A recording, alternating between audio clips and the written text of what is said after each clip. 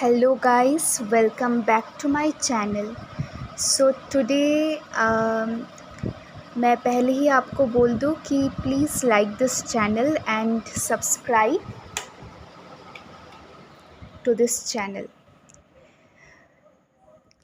हालांकि मैं पहले ही कभी बोलती नहीं हूँ कि मेरे चैनल को सब्सक्राइब कर दीजिए, पर आज मैंने सोचा कि क्यों ना मैं आप सभी को पहले ही बोल दूँ। तो this book is specially for the undergraduate people who are doing BSc in economics.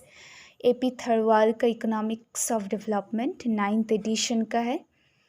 And this is not the latest edition first of all, but it is not an old edition though. तो हम सभी को शायद पता होगा कि BSc economics में micro economics, macro economics, math eco, stat eco, Indian economy and economics of development रहता है।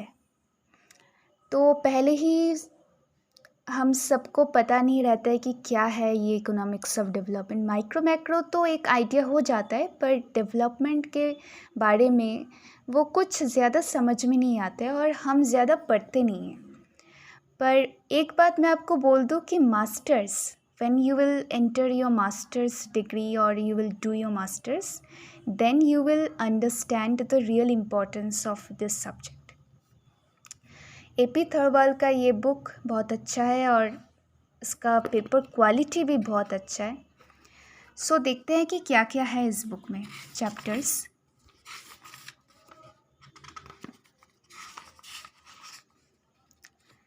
Development and under development, the study of economic development.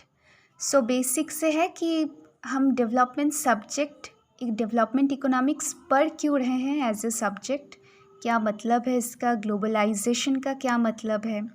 हम सभी को पता है LPG के बारे में 1991 में when India was in a financial crisis, जब उसके पास एक वीक का खर्च उठाने के लिए भी उसके पास फॉरेन एक्सचेंज नहीं था, तब ग्लोबलाइजेशन, LPG लिबरलाइजेशन, प्राइवेटाइजेशन हुआ था। ये हम सभी बच्चे बच्चे को पता है।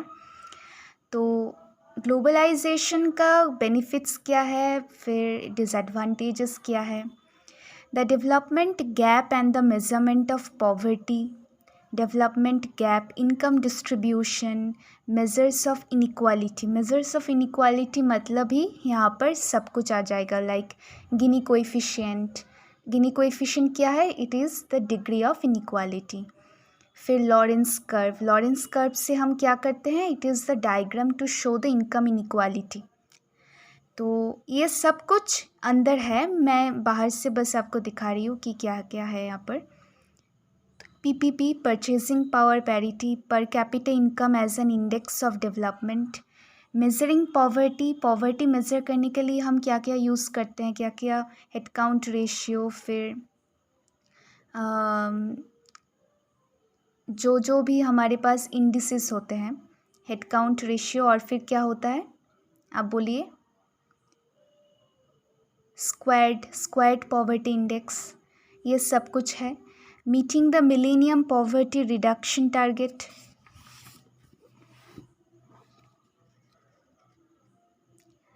Tackling poverty from the grass root, फिर HDI है, HPI है। HDI कैसे बनता है, क्या फॉर्मूला है। Can the poor countries ever catch up. So बहुत ही अच्छे तरह से स्टूडेंट्स के माइंड में डेवलपमेंट की बातें यहाँ पर की गई है, ताकि स्टूडेंट्स समझ पाए कि डेवलपमेंट आखिर होती क्या है, डेवलपमेंट कैसे हम माइक्रो मैक्रो के साथ इसको लिंक कर पाएंगे।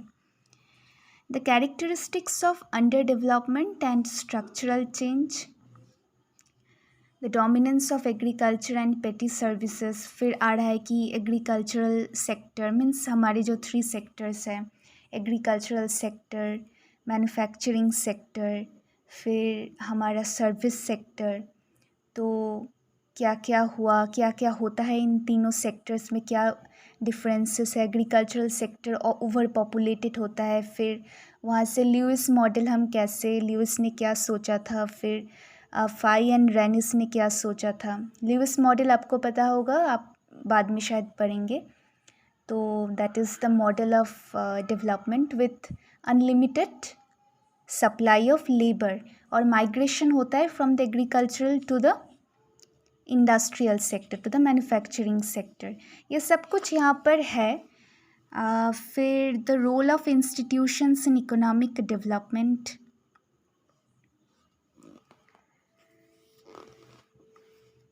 then we have that growth part, classical growth theory, Solow model है, हैरोल्ड डोमर है, ये सब कुछ आ रहा है यहाँ पर।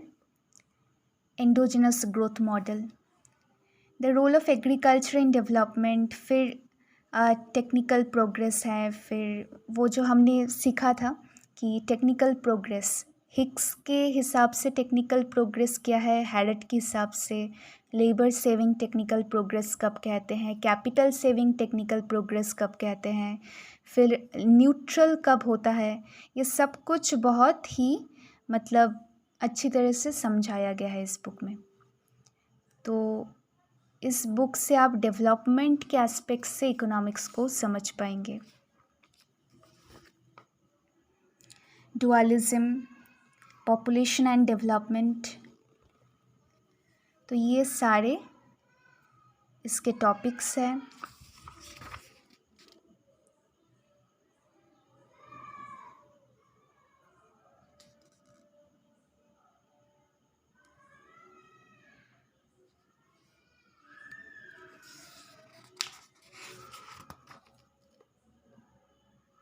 लास्ट में क्या है, international trade, the balance of payment and development. Last में हमारा आईएमएफ का क्या फंक्शंस है, वर्ल्ड बैंक, फिर स्पेशल ड्राइंग राइट्स, ये सब क्या होता है, क्रेडिट ट्रांच, गोल्ड ट्रांच, ये सारे कुछ लास्ट में है। Websites on balance of payment and the IMF. So ये तो फिगर्स है, लिस्ट ऑफ फिगर्स। तो ये रहा बुक, गुनर मिर्डल। फिर सारे के जो इकोनॉमिस्ट हैं उनके बारे में भी है ये चैप्टर। Theories of economic growth, why growth rate differ between countries, Adam Smith से पहले शुरू हुआ था।